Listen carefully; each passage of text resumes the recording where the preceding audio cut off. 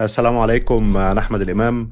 بنكمل كلام عن ال AI بصورة عملية بقى مع ناس عندها خبرة زي ما إحنا عودناكم.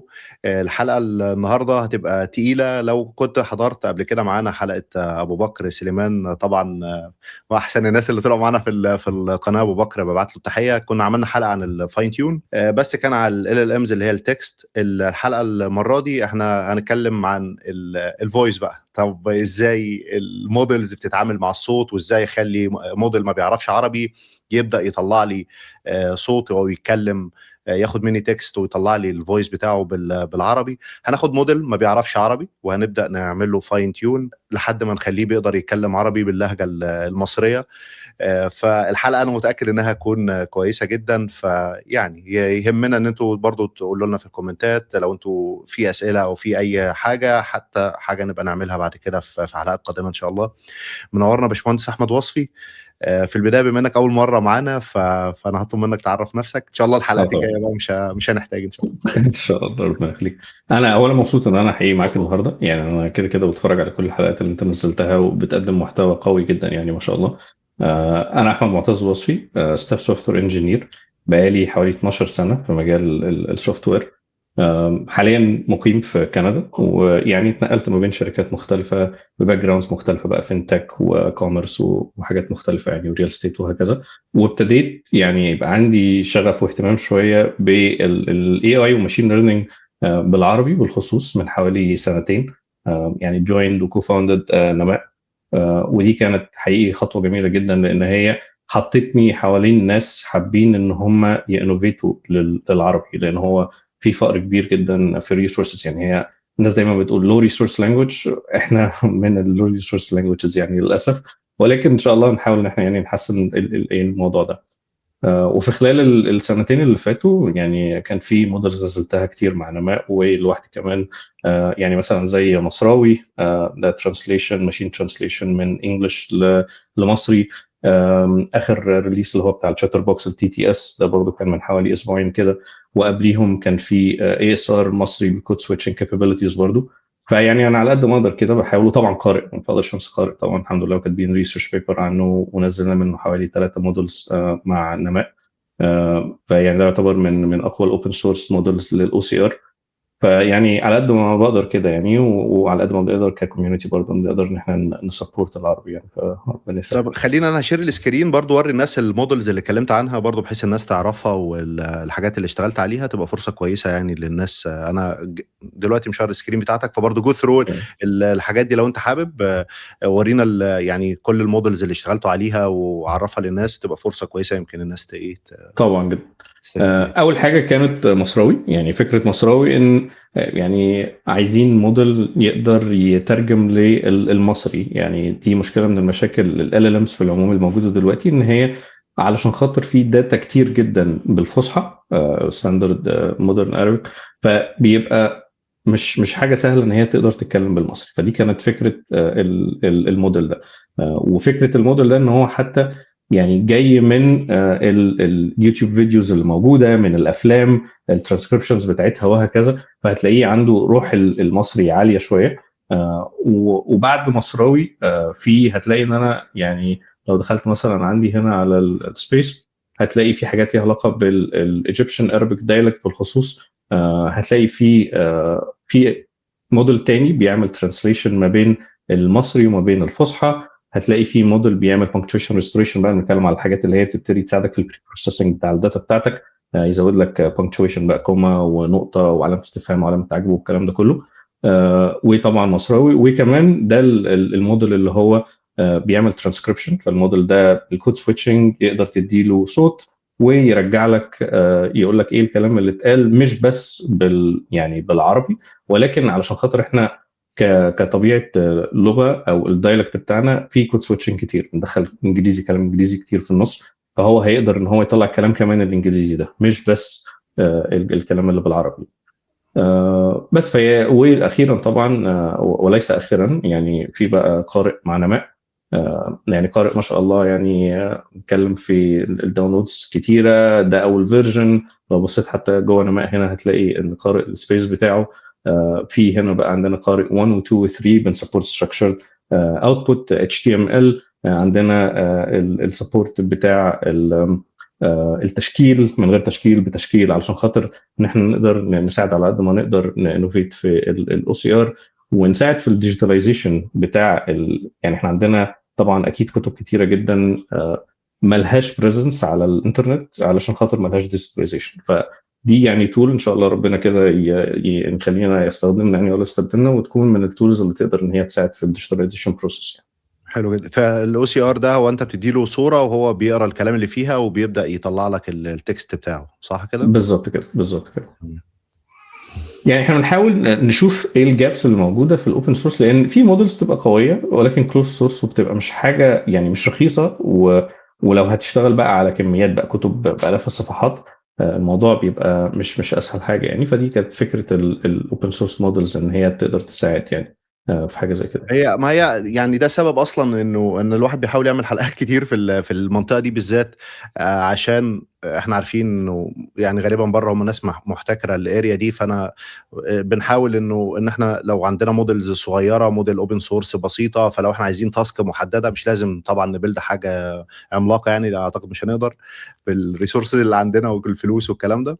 فيبقى حاجه بسيطه، موديل صغير فيجي تريند على تاسك محدده يعمل التاسك دي بكفاءه وتمام كده. عايزين تاسك تانية زي ما انت مثلا استعرضت كذا موديل، واحد بيظبط بس البنكتويشن، واحد بيركز على نقطه معينه وهكذا. دي من الافكار اللي انا شايفها مهمه ان احنا نبقى عارفينها عشان للشركات حتى بتاعتنا الافكار تبقى قادرين نطور في الاريا دي يعني.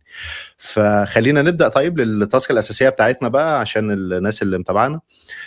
فاحنا هنجيب موديل زي ما انت قلت في البدايه، هيبقى موديل ما بيعرفش عربي، وهنبدا نخليه يبدا يتكلم عربي بقى، صح كده؟ باللهجه المصريه. بالظبط ده حقيقي.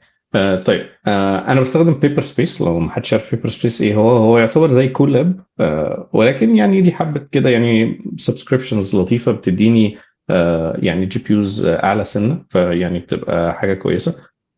واحنا هنحاول في السيشن يعني اللي احنا هنعملها النهارده ان هي ما تكونش بتستخدم ريسورس اكستنسيف، تقدر ان اي حد يقدر يعمل لها فاين تون او يعمل ريكريت للي احنا هنعمله دلوقتي عن طريق الكولاب العادي كده، يعني الفري فيرجن بتاع كولاب اللي هو بيبقى بيسبورت لغايه 15 جيجا في الفي رام يعني. بس فخلينا كده نبدا كده بسم الله. انا هنا اللي عملته يعني الحاجه الاولانيه اللي انا هعملها هي ان انا عملت داونلود للسبارك تي تي اس. ولو ما حدش عارف ايه سبارك هو يعتبر من المودلز الاوبن سورس اللي طلعت في اخر حوالي 6 شهور زي تشاتر بوكس، وان هي ال ال ام باكت موديل. يعني ايه ال ال ام باكت موديل؟ يعني معناها ان احنا بنستخدم القوه بتاعه اللارج لانجويج مودلز في البريدكشن بتاع النكست توكن، ان انا اخليها تعمل لي تاسكات غير التكست. في الحاله دي هتكون الاوديو. طيب ازاي ده بيحصل؟ فاحنا دلوقتي خلينا نبص مع بعض كده على الداتا سيت اللي احنا هنعمل لها فاين تون وهنستخدمها. لو بصيت هنا هتلاقي ان انا عندي في الداتا سيت دي انا جيت استخدمت الدحيح. فالدحيح طبعا موجود على اليوتيوب، عنده فيديوهات كتيره جدا، والميزه ان هو سنجل فويس، وده بيبقى قوه كويسه جدا علشان خاطر بيعرف الموديل، لان كل بني ادم بيبقى عنده امبرنت للفويس بتاعه. يعني انت بتنطق الحاجه بطريقه، انا بنطق الحاجه بطريقه ثانيه. فعايزين لما نيجي نعلم الموديل نعلمه على شخص واحد بداتا كبيره جدا على قد ما نقدر، علشان خاطر يقدر يلقط ازاي انا بنطق الحروف الالف الب الت، لما باجي اقول كلمه بقولها ازاي، لما باجي اقول كلمه او في سياق جمله معينه بقولها ازاي، وهكذا. فدي كانت الفكره ان احنا نستخدم الدحيح. والحاجه اللي خلتني استخدم الدحيح هي ان اي حد ليه اكسس ليها. يعني انت كده كده عندك اليوتيوب، تقدر تخش لو عايز تبني مثلا بايب لاين صغير. البايب لاين ده هيكون ان انا باني مثلا بايثون سكريبت بيروح يداونلود الفيديوز اللي موجوده عنده وبيكستراكت بعد كده الفيديو يحولها من مثلا ام بي 4 لويف، فبقى عندي مجموعه ويفز او اوديوز كبيره جدا. وبعد كده هاخدها واعمل لها سبليت بالسايلنس، يعني كل ما يبتدي يسكت في رينج راندوم معين ما بين مثلا 5 ثواني ل 30 ثانيه، وهو ده اللي انا عملته هنا. فابتدي اقطع الاوديوز الكبيره اللي هي ممكن تبقى نص ساعه 40 دقيقه على حسب الحلقه بتاعت الدحيح قد ايه، واطلع منها مجموعه من الشانكس اللي هي هتبقى مثلا بيقول ازيكم اعزائي المشاهدين، اهلا وسهلا بيكم النهارده. ادي كده ده بقى تشانك مثلا 3 4 ثواني هيتكلم. وبرده علشان خاطر اسيميوليت جمل مختلفه، مش بثبت حجم التشانك، يعني مش بخليها بس مثلا 5 ثواني و10 ثواني. انا بعمل راندومايزيشن ما بين مثلا 5 ثواني و30 ثانيه عشان يديني فلكسبيليتي ان هو يلقط جمله، يلقط جملتين، يلقط كلمتين 3 وهكذا. ودايما في الفاين تونينج بتاع ال ال امز، يعني طالما ان احنا كده كده النهارده بنعمل فاين تون للموديل الباك بون بتاعه لارج لانجويج موديل، دايما لما بيبقى في دايفرسيفيكيشن او يعني في تنوع في الداتا سيت، ده بيدي الموديل قدره عاليه جدا ان هو يقدر ان هو يتعامل في داتا ما شافهاش قبل كده. فلما اجي اديله جمله مش موجوده في التريننج هيقدر ان هو يتعامل فيها كويس جدا. طيب معلش انا مهتم بحته الداتا دي جدا، فلو تقدر تقول لنا برضو بالتفصيل البروسيس نفسها. يعني انت قلت ان انت مثلا عملت داونلود، انا هفترض ان انا عملت داونلود ام بي سي 3 ولا ويف زي ما قلت الحلقات بتاعه اكس، هفترض الدحيح زي المثال ده. فانا المفترض الموديل اقول له انه دي الحته اللي هي الفويس وده الكلام بتاعها، دي الحته الفويس وده الكلام بتاعها. البروسيس بتاعتك بقى وانت بتعملها، لان انا برضو بفكر في ناحيه انها تبقى برودكشنايزد، يعني مش مجرد ان انا سامبل بعملها، لا انا عايز حاجه. هل في تول معينه بتستخدمها هي بتعمل الكلام ده اللي انت ظهرته لنا، ولا يعني حابين بص انا نعرف؟ هقول لك الكذا تول. يعني انا في تول انا بنيها عندي، ودي ممكن اوبن سورس، فيعني حتى اوبن سورس بعد الحلقه والناس تبتدي تبص عليها. وهي فكره التول باختصار ان انت بتخش تديها يوتيوب شانل وهي تعمل داونلود لكل الفيديوز اللي موجوده. بعد ما تعمل داونلود تعمل التشانكينج بالطريقه اللي قلت لك عليها، ودي حقيقه كانت فايب كودد يعني كورسر كده قاعده بالليل قعدنا نتناقش انا وهو وطلعنا التول اللطيفه دي. وبعد كده بتعمل ابلود على الهاجينج فيس. في تول تانية انا كنت بنيها من حوالي 6 شهور. هي فكره التول دي ان هي بتساعدك ان انت تبني الاي اس ار او التي تي اس داتا سيت بتاعك. فهي التول دي بتنزلها، بقدر ان انا اديها لو انا عايز اسجل بنفسي حتى دلوقتي مش هستخدم اليوتيوب، اقدر ان انا اديها اكسل شيت فيه مثلا 1000 جمله، واخش على واحده واحده وابتدي اسجل الصوت بتاعي. التول بتسبورت حاجه زي كده. التول الثانيه بتاعت اليوتيوب تشانكينج دي اقدر ان انا انزلها والناس برضه تبص عليها وتشوفها. هي كلها حاجات بسيطه بس هي بتساعد بقى. يعني انا هقول لك التشانكينج احنا لسه ما خلصناش، يعني هنا الجزء بتاع التشانكينج الويفز انا لسه في بدايه البري بروسيسنج بتاع الداتا. لان الناس بتفتكر انه صعوبه او يعني المشكله الاكبر في ان انا اطلع موديل هي الفاين تون والريسورس بتاعت الفاين تون والجي بي يوز والكلام ده كله. ده حقيقي جزء وممكن نحله عن طريق ان احنا نستخدم انسلوث، نعمل لود للمودلز او نعمل فاين تون للورا عن طريق البيفت وهكذا. ولكن المشكله الاكبر اللي بتكون موجوده هي في الداتا سيت. فانا يعني يمكن بسبند 90% من وقتي في ان انا احضر داتا سيت قويه جدا، وان انا اشوف واتاكد ان الداتا سيت كويسه. لان هي في الاخر المودلز ما هي الا ايه؟ يعني جود داتا ان هتطلع لك جود داتا اوت، جاربج ان هتديها جاربج هتديك جاربج ثاني. هي مش هتبقى ما اتعلمتش حاجه وما فهمتش حاجه. فبعد ما بخلص الجزئيه بتاعت الشانكينج انا استخدمت مصري اللي هو اللي بيعمل ترانسكريبشن هنا، وجيت اديته مجموعه الشانكس اللي موجوده عندي، وجيت قلت له والله اعمل لي ترانسكريبشن للاوديوز اللي موجوده واحده واحده، وعمل لي المجموعه بتاعتي للترانسكريبشن. وبقى عندي الداتا سيت اللي هي زي هنا كده. سوري ثانيه. هل هو مصري ده الموديل؟ انا برضو البروسيس دي انا اقدر نران كل ده لوكال صح، ولا نحتاج كل ريسورسز؟ ده لوكال. لا يعني هي مصري ممكن محتاج لك مثلا 16 جيجا، ده ممكن ترنه على كولاب. يعني برضو مصري ممكن يترن على كولاب ومش هيبقى فيه مشكله قوي. بتاعت مصري نفسها بيطلع كواليتي كويسه، مش محتاج ان انا اقعد ريفيو بقى الريزلتس اللي طالعه لكل الداتا بتاعتي ولا؟ بص هو يعني انا حقيقي ما عملتوش بنش ماركينج من ناحيه الكاركتر ايرور ريت والورد ايرور ريت. دي حاجه انا يعني حابب ان انا اشتغل عليها في الفتره اللي جايه. ولكن انا هسمعك يعني لما نوصل في الاخر واسمعك الصوت اللي احنا وصلنا له، هتعرف قد ايه ان الترانسكريبشن قوي وان هو يخلي الموديل يطلع تي تي اس قوي، يعني يبقى الموديل بتاع تي تي اس كويس.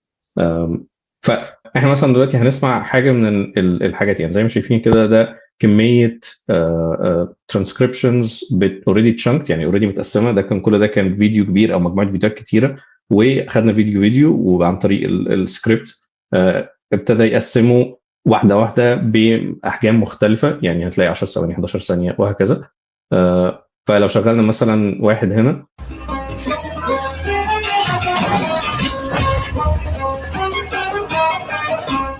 اعزائي المشاهدين السلام عليكم ورحمه الله وبركاته، اهلا بكم في حلقه جديده من برنامج الدعم. طيب انت سمعت الجزئيه اللي كانت شغاله. في طبعا مشكله كبيره جدا اللي هي ايه، اللي هي المزيكا اللي موجوده بالظبط. وبعد كده كمان ممكن يبقى في مشكله بتاعت البوزز الكتير، يعني هو بيتكلم وبعد كده وقف شويه عمل حاجه راح جاب ايا كان ورجع تاني، كل ده كان بوز موجود. لما نيجي نعمل فاين تون دلوقتي انا مش هعمل اي بري بروسيسنج لسبب واحد، علشان اوريك قوه الترانسكريبشن عامل ازاي وقوه الموديل كسبارك عامل ازاي. طيب هنتكلم على البيست براكتس سريعا. انا دلوقتي لو انا عايز اخد الموديل ده للنكست ليفل هعمل ايه سريعا، وبعد كده هنرجع نريكاب في الاخر برضو بعد ما نسمع الصوت نقول ازاي نحسنه عن اللي موجود.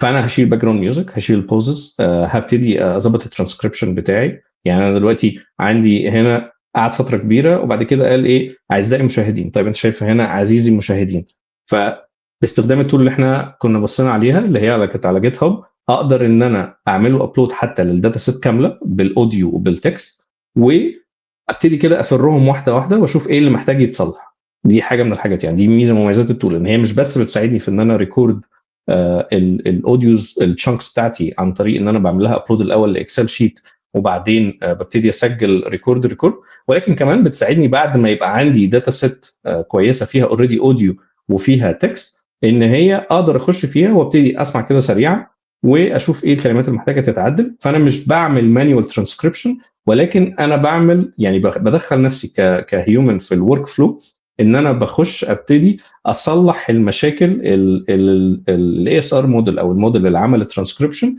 عمل فيها مشاكل او عمل فيها غلطات، بروح انا اصلحها مانيوال عشان كل ما بيبقى المابنج ما بين الاوديو وما بين الترانسكريبشن قوي كل ما التي تي اس موديل بتاعي هيبقى قوي كده. ولما اشيل الباك جراوند ميوزك مش هيبقى فيه نويز طالعه، لان هو في الاخر الموديل بيعمل ايه، بيجي يبقى عنده انبوت واوتبوت وهو بيحاول يماب ده لده، فلما يبقى في حاجه مش رابطه لبعضها مش هيفهم كويس ومش هيطلع لي الاوتبوت الكويس اللي انا مستنيه. بس يعني برضه خلينا مع بعض في البروسس وهنشوف هنوصل ان شاء الله. فدي داتا سيت عندي، داتا سيت فيها ترانسكريبشن فيها اوريجينال اوديو. طيب انا دلوقتي ازاي ممكن، يعني هنفكر مع بعض كده ازاي ممكن اعمل سبليتنج للباك جراوند نويز واعمل سبليتنج للكلام ده كله. فيسبوك الله يكرمهم نزلوا لنا موديل لطيف جدا اسمه سام. سام ده فكرته او سام اوديو فكرته ان انا باجي اقول والله انا عندي مقطع ايا كان ايه هو، والمقطع ده فيه elements كتيره، يعني في حد بيتكلم، ممكن راجل بيتكلم، ممكن ست تتكلم، في باك جراوند ميوزك، في مثلا ضوضاء اصل النويزز وهكذا. فالموديل ده بيستخدم البرومبتنج لانجوج واديله الاوديو واقول له انا عايز اكستراكت ايه من ايه. فانا ممكن اجي هنا واقول والله انا عايز دلوقتي الفيديو الفويس بتاعي اللي هو مثلا فيه الدحيح وفيه الدخله بتاعت الباك جراوند ميوزك، انا عايز بس المان سبيكينج. فساعتها التول دي او الموديل ده هيقوم جاي واخد الاوديو وبعد كده يطلع لي 2 اوديوز. هيطلع لي واحد فيه صوت الدحيح وهو بيتكلم، والتاني فيه الباك جراوند ميوزك اللي موجود او الشخص بقى ايا كان مش لازم الدحيح.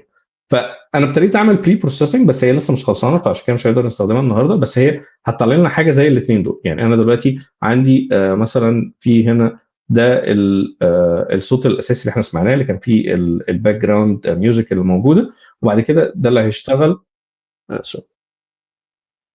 انت مش هتابع تاني او حاجه؟ انا كان عندي سؤال. سوري. كان عندي سؤال، هو ليه بتستخدموا صيغه ويف اشمعنى تحديدا يعني؟ هي ممكن عشان الموستلي سبورتد، يعني حقيقه انا ما عنديش اجابه للسؤال ده قوي، بس في الاغلب ممكن يبقى ليها علاقه بالكمبريشن، ان هي الكمبريشن بتاعها اعلى فبيبقى الحجم الملفات اصغر بكتير من الام بي 3. ممكن دي تبقى حاجه من الحاجات يعني، ولكن هو سؤال كويس جدا يعني. بس هو في الاغلب معظم اللايبريز لو بصيت مثلا على الساوند فايل، لو بصيت على الليبروزا، لو بصيت على التورش اوديو، كل الباكجز او الفريم وركس اللي اوريدي موجوده اللي بتسبورت الاوديو معظمها بيبقى اوت اوف ذا بوكس للويف يعني. فهي في الاغلب كومبريشن، حاجه ليها علاقه بالكومبريشن يعني. طيب احنا كده شايف التاب بتاعه الدحيح. الفويس جميل. ده هنا كده يعني خلينا نشغل دي كده تاني من الاول. راح فين يا فندم؟ شايفني بدور؟ شفت ازاي دلوقتي ما بقاش فيه باك جراوند ميوزك؟ بس حاجه اكتشفتها في استخدام، انا مش عارف كنت شايف التاب بتاعه اللي هو لسان اوديو ولا لا، اللي هي دي. دي كانت واضحه. اوكي، فدي خلاص يبقى هي دي كمان. عيب من عيوب سام يمكن هي جزئيه تاني، علشان خاطر الموديل ده كان متدرب بشكل اقوى على الانجليش، فالسيبريشن اللي حصل ما بين الباك جراوند ميوزك وما بين الشخص اللي بيتكلم ساعات بيوقع كلام في النص.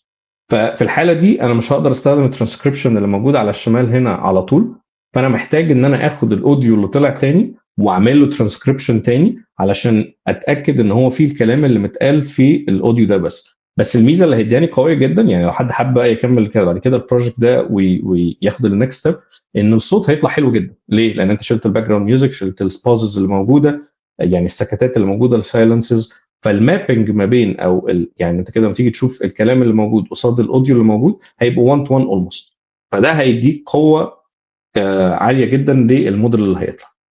طيب اخر حاجه نتكلم عليها في الداتا هنا، وبعد كده هنروح للنوت بوك علشان خاطر نبتدي نعمل الفاين تون بروسس، هي فكره النورماليزيشن.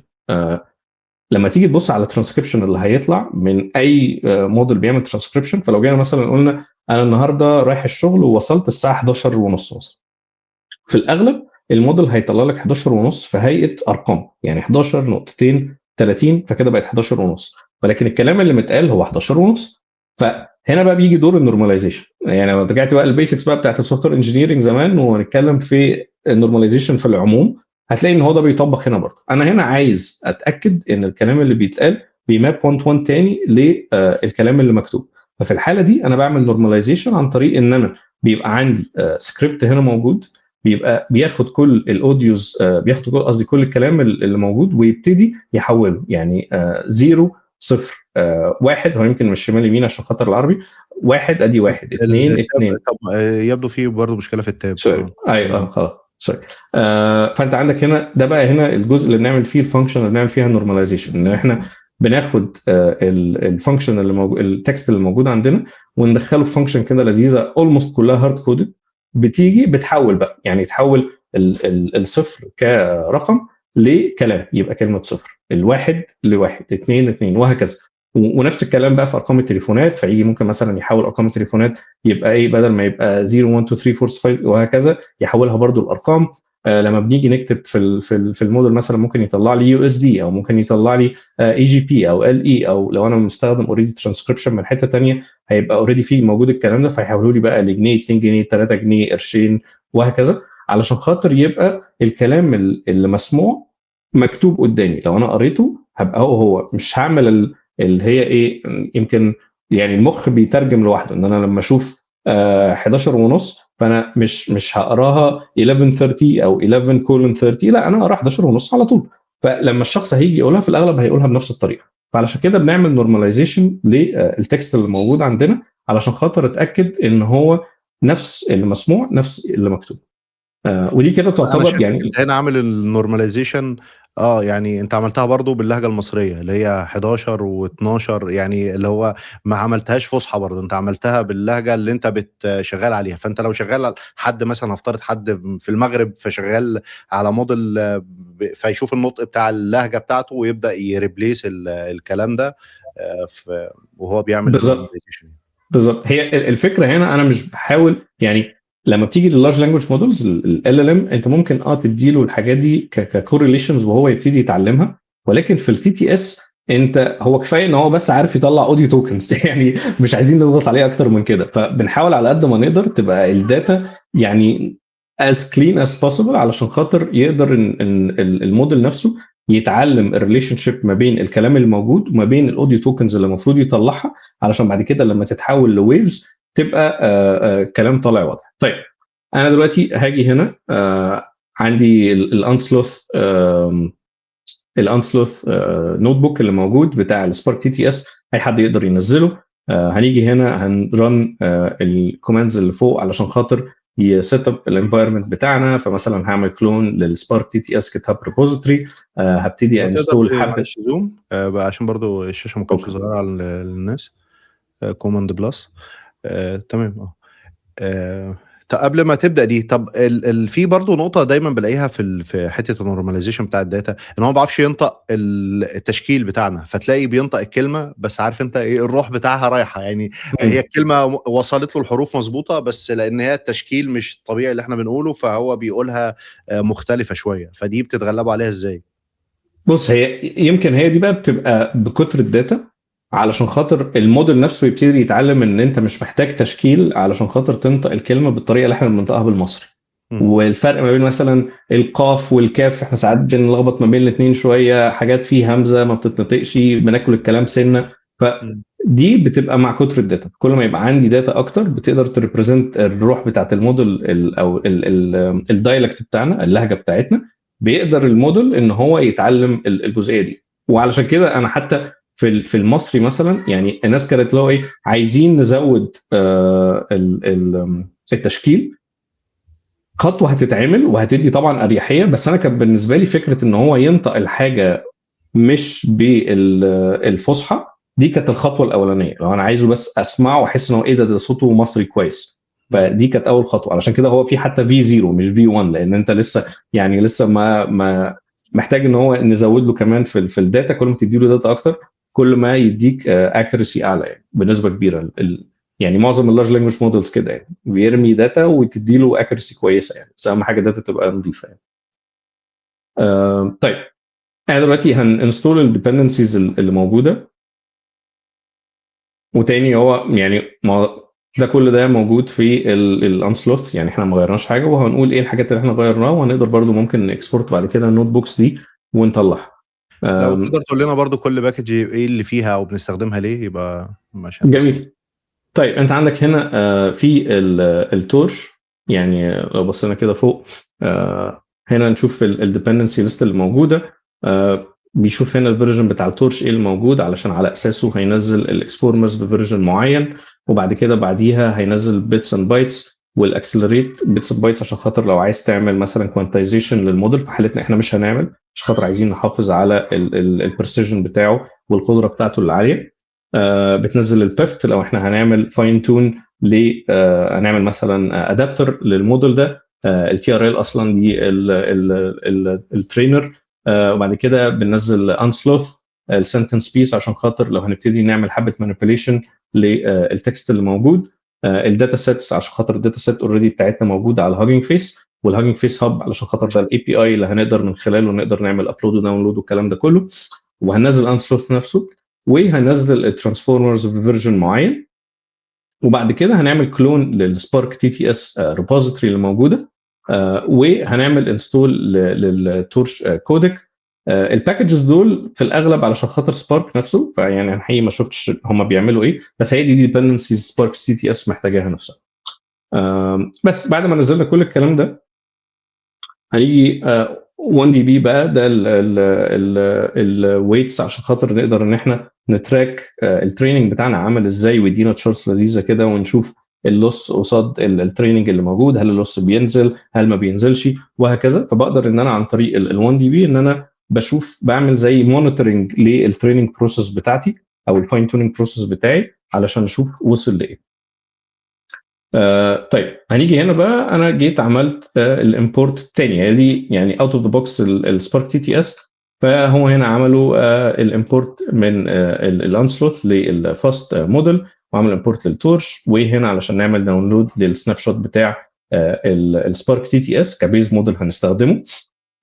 وهنا لو حابين ان احنا نستخدم الفور بيتس مودلز، بس احنا مش هنستخدمها، فهنيجي هنا نعمل السناب شوت داونلود، ونعمل السبارك اوديو نعمل له داونلود ونحطه في الدايركتوري بتاعنا هنا. فهنرن ده كده، ومعاه هيبتدي ان هو بعد ما يعمله داونلود هيعمل لود للبري تريند موديل اوريدي، اللي هو الاسم بتاعه السبارك تي تي اس ال ال ام، ويسيت اب بقى حبه حاجات، يعني حبه حاجات زي الماكسيمم سيكونس، يعني ايه اكبر عدد من التوكنز هنقدر ان احنا نساله عليها، وهيحدد التايب بتاع بريسيجن بتاعي. واحنا هنا هنعمل فول فاين تيونينج، فانا هعمل ده لترو، وهنعمل بعد كده اللود ان 4 بيتس هنعملها بفولس، لان انا مش هعمل لود للموديل في 4 بيتس، انا هعمل لود في الفول بريسيجن بتاعه. بعد ما ده خلص هنا كده، هنيجي الخطوه دي هنحتاجها لو احنا هنعمل لور ادابتر. احنا في الحاله دي مش محتاجين لور ادابتر، وعلشان كده لو عملنا لها حتى بلاي هيجي هنا يقول لي الفول فاين تونينج از انيبلد، فهو السيت اب بتاع البيفت ملوش اي لازمه يعني. امتى وبعدين هنحتاج لورا ادابتر؟ ده لو انت عاوز تعمل لايرز يعني من الفاين تيون، فتعمل لاير وبعد كده لاير تانية، ولا امتى بتحتاج؟ هقول لك، لو انا مش عايز اعمل فول فاين تون للموديل، يعني معناها ان انا مش عايز اعمل ريترين تاني او اكمل التريننج بتاع كل البارامترز اللي موجوده في الموديل. لو احنا بنفترض ان احنا مثلا بنعمل فاين تون لجي بي تي او اس 20 مليار مثلا، فده الموديل حجمه كبير يعني بيبقى فوق الحاجه 20 جيجا. ففي الاغلب انت مش هتبقى عايز تريترين كل اللايرز اللي موجوده، علشان خاطر ده هيبقى ريسورس اكستنسيف، هياخد مني جي بي يوز كبيره جدا.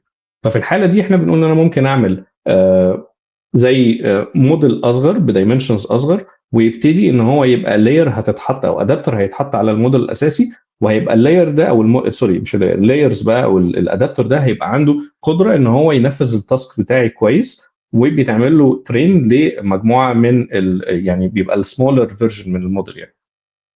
طيب احنا هنا هنيجي نعمل يعني كل الكلام ده انا كله عامله بس عشان خاطر هو بياخد له مثلا ساعه ساعه ونص عشان يعمل حاجات هنا، بس هنبتدي ايه نبص عليها مع بعض ونشوف هي بتعمل ايه.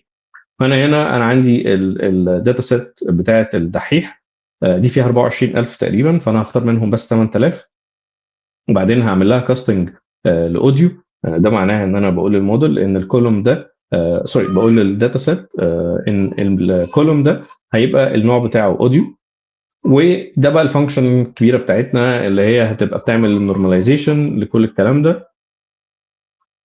وبعد كده دي كانت التجربه اللي كنت بقول لك عليها، اللي هي بتاعت الريموفنج السايلنسز والكلام اللي هي لسه بقى محتاج ان هي تتحسن شويه ونعمل بيها ترانسكريبشن، فدي مش هنستخدمها دلوقتي، ولكن انا اخليها في النوت بوك عشان لو حد عايز يستخدمها. وكان الافتراض ان انا بعد ما بخلص اشيل السايلنسز واعمل نورماليزيشن للتكست، لان زي ما انت شايف هنا دي الخطوه اللي بعمل فيها نورماليزيشن للتكست. بعمل بعد كده بوش في داتا سيت ثانيه، ويبقى عندي الداتا سيت منفصله فيها الكلام اللي اتعمل له نورماليزيشن، السايلنسز اللي اتشالت، وبقت جاهزه او شبه جاهزه ان هي تتاخد للنكست ستيب اللي هتبقى موجوده عندي. طيب ايه بقى النكست ستيب اللي هتبقى موجوده عندي؟ لو رجعنا كده تاني يعني هروح ثانيه كده للداتا سيت اللي هيتعمل لها ابلود. انت لو تغير التاب بقى يا اما فول سكرين. تمام. احنا لو رجعنا كده تاني هنلاقي ان انا اختفى. انا كان عندي اوديو، يعني انا كان عندي في خطوه فيها او بقى يعني كان عندي كولوم من الكولومز دي فيها اوديو، الصوت اللي احنا سمعناه المره اللي فاتت. طيب راح فين؟ هتلاقي بقى هي دي الجزئيه اللي احنا هنعمل اكسكيوشن في الكود دلوقتي. برضو دي بتاخد لها ساعه ساعه ونص علشان هي حوالي 8000 يعني حوالي 8000 رو. فباختصار بتعمل اللي احنا شايفينه قدامنا ده. انا بدل ما كان عندي اوديو فايل اتحول لمجموعه من التوكنز. طيب اتحول ازاي؟ اتحول عن طريق السبارك تي تي اس باي كودك لايبرري، اللي هي بتحول لي الاوديو من ان هو اوديو فورمات هيبقى فيه بقى بايتس كتير واري كبير في مجموعه ارقام كتير بتريبريزنت على حسب السامبل ريت اللي موجود عندي، لان هي بقت حولتها لي لحاجتين. عندي الباي كودك جلوبال اللي هو يعتبر بيشيل الفيتشرز بتاعت الفويس وبيحولها لتوكنز، والحاجه الثانيه هي الباي كودنج سيمانتك اللي هي بقى بتبقى اولموست بتريبريزنت الكلام اللي بيتقال وبيتنطق ازاي. فالجلوبال بيبقى فيها ممكن مثلا بيتش عالي واطي، صوت راجل صوت ست بيبقى فيها زي ملامح الصوت اكتر. السيمانتك بيبقى فيها بقى الكلام اللي بيتقال نفسه، يعني بيبقى فيها فيتشر اكستراكشن الكلام اللي بيتقال، ومش بس فيتشر، ده هي بتبقى انكودر ديكودر. يعني الباي كودك ده اقدر ان انا اديله اوديو ويحوله لي التوكنز اللي احنا شايفينها قدامنا دي وبعد كده اديله بقى التوكنز دي يحولها لي لاوديو فورمات تاني. يعني هو ده يعتبر الماجيك بوكس اللي بيربط ما بين اللارج لانجويج موديل والتي تي اس.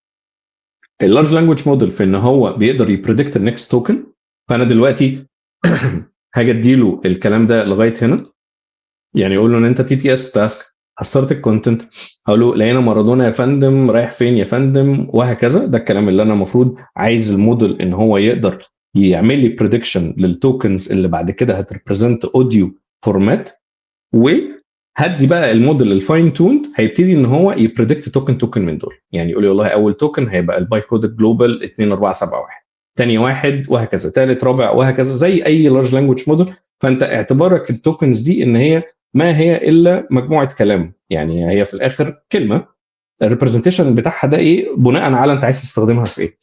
فمن هنا بقى بتيجي قوه التي تي اس مودلز اللي الباك بون بتاعها لارج لانجويج مودلز.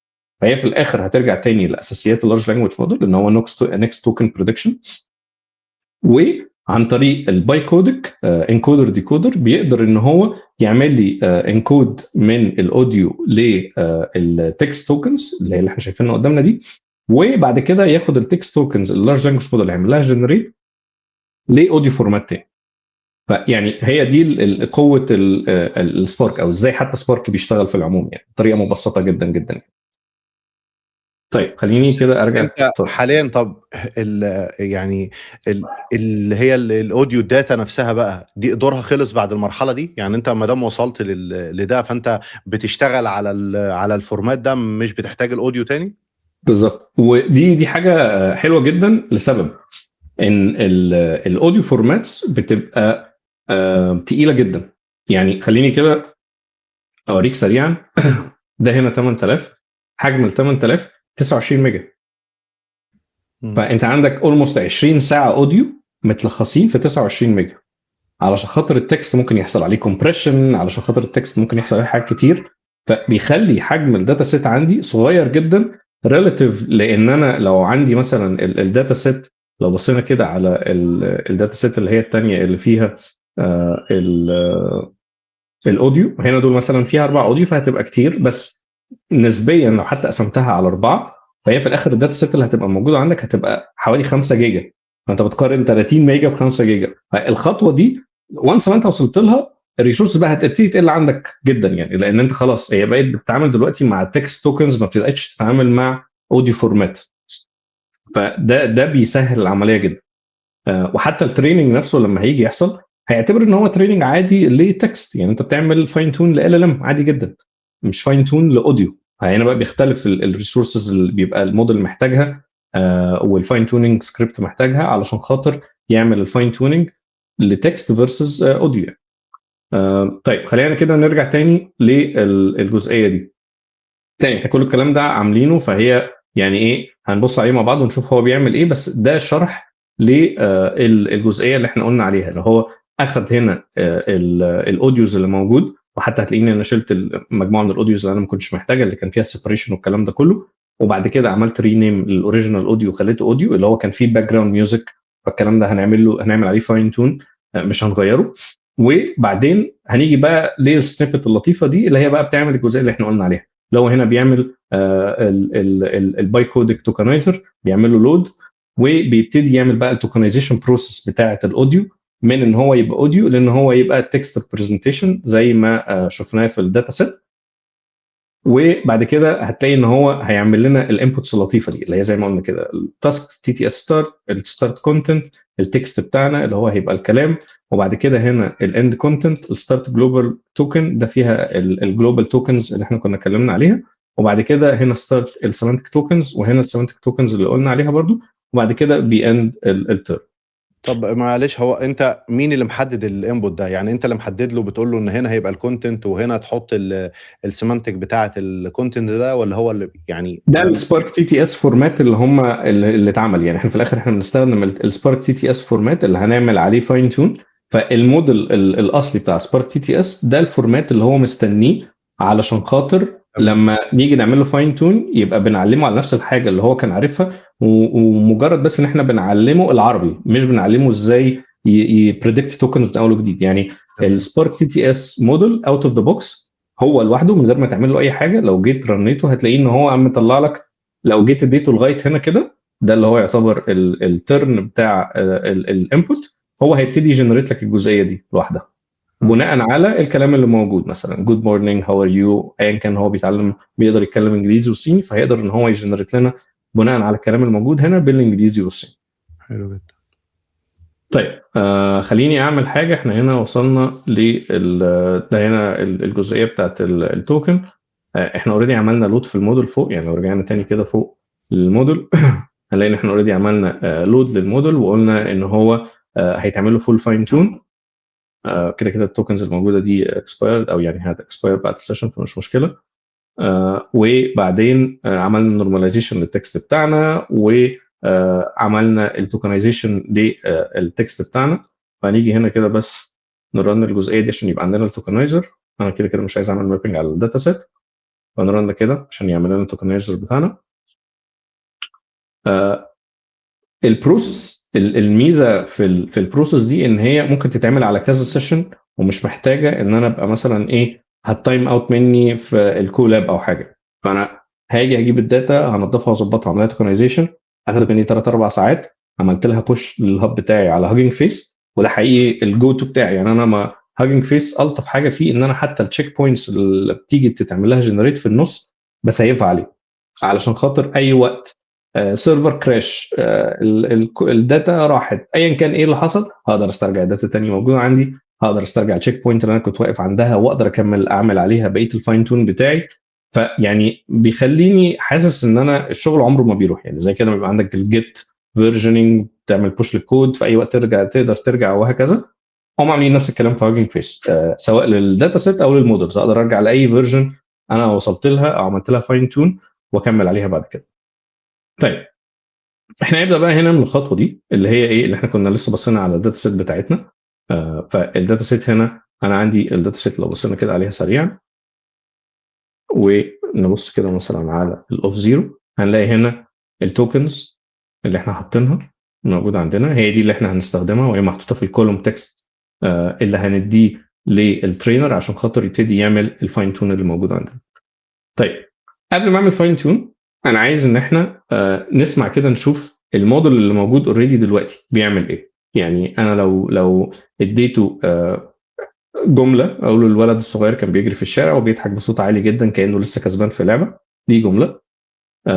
وعايز ارن الموديل اللي اوريدي موجود دلوقتي قبل ما اعمل له فاين تون، لان هو ده يعتبر بالنسبه لي يعني البنش مارك بتاعي. انا عايز اشوف انا واقف فين. الحالي ده البيز بتاع سبارك تي تي اس. تمام. بس انت مش هتعدل فيه، انت بس هتعمل لاير فوق، ولا حاليا انت هتعدل فيه هو دايركت صح في الموديل؟ لا انا مش هعدل حاجه، انا هعمل انفيرنس، انا هستخدمه علشان خاطر لا انا قصدي بعدين، يعني في الخطوه اللي بعد كده بعدين انا هعمل له فول فاين تون، يعني همسك الموديل كله وريترين كل اللايرز اللي موجوده فيه.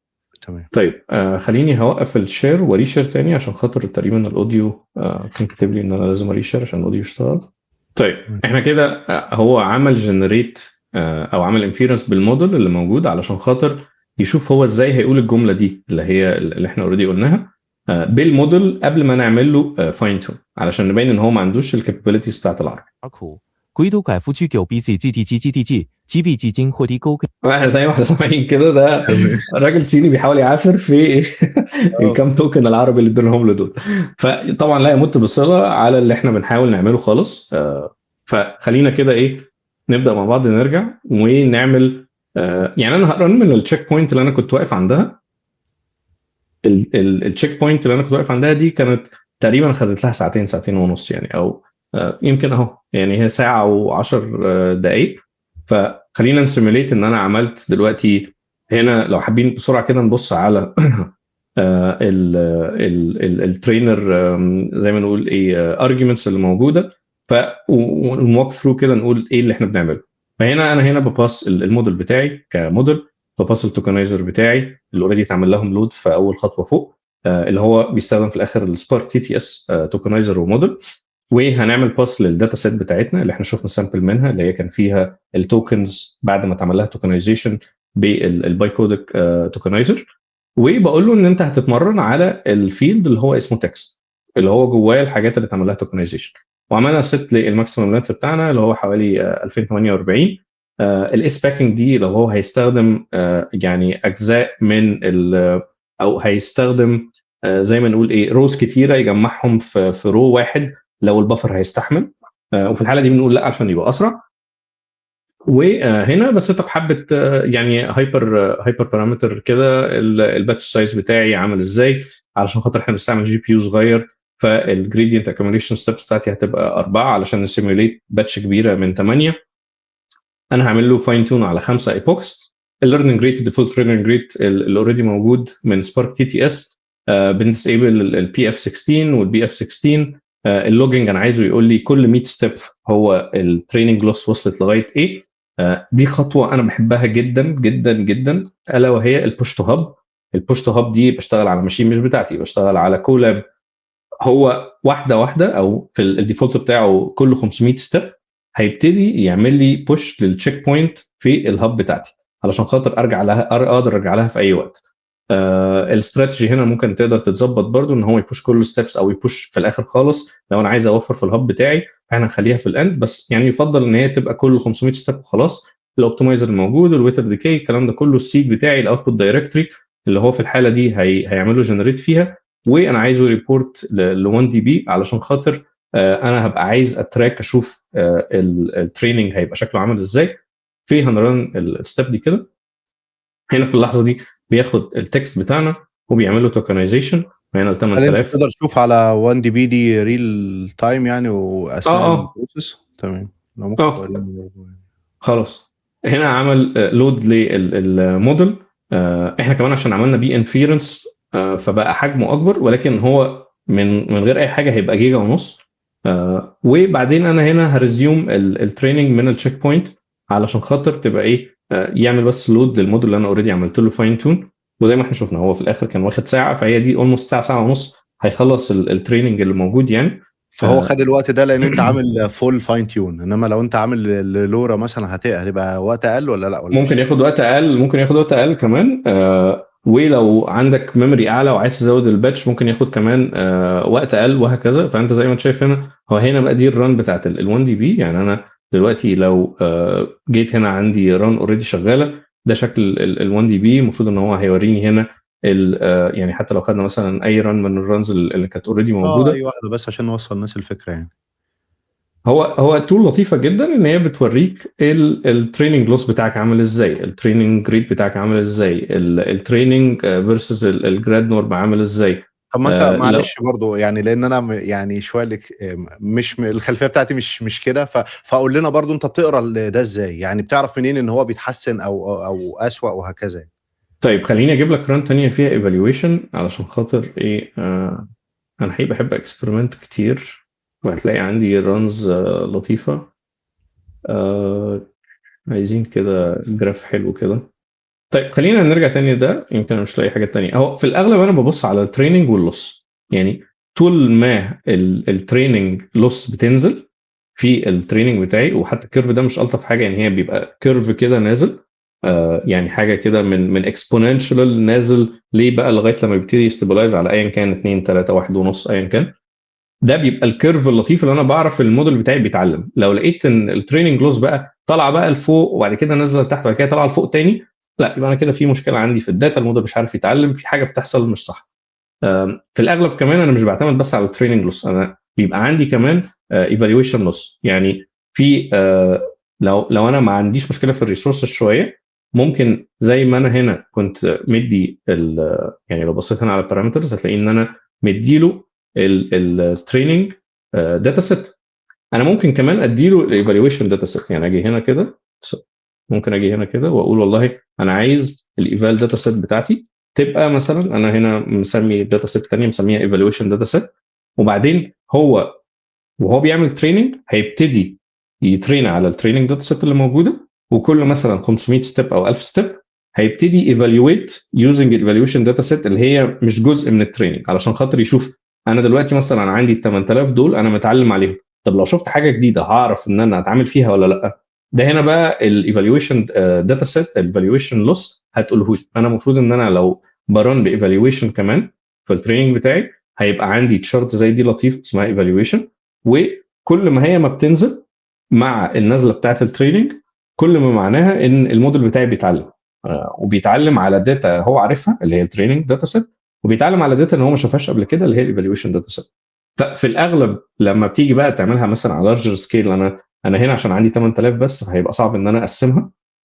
ففي الاغلب لو انا عندي مثلا داتا، لو خدنا زي السبارك تي تي اس، ناس لطيفه عاملين تريننج على 100,000 ساعه، ففي الغالب هعمل مثلا 500 600 ساعه، دول هيبقوا ايفالويشن والباقي هيبقى تريننج، وهبقى مقسم الاثنين، وكل بقى ايا كان بقى عدد من الستبس اكتر طبعا من 500 لان هم الداتا سيت بتاعتهم اكبر، هبتدي ان انا ايفالويت علشان خاطر يديني انديكيشن امتى اوقف كمان. يعني انت في بارامترز اقدر اديها للموديل هنا ان انا اجي اقول له والله وانت بتعمل تريننج لو لقيت ان التريننج لوس بتاعي سوري ايفالويشن لوس بتاعتي ما بتنزلش لمده مثلا 500 ستيب لمده 1000 ستيب لمده 2 ايبوكس ايا كان، وقف التريننج اوتوماتيك لوحدك، علشان خاطر ما يعملش حاجه اسمها اوفر فيتنج، ان هو يبقى قوي جدا ومتعلم كويس جدا على التريننج داتا سيت ولكن لا يفقه شيء عن اي حاجه يشوفها جديده، لان هو حافظ، يعني هو حافظ مش فاهم. هي دي بقى الفرق.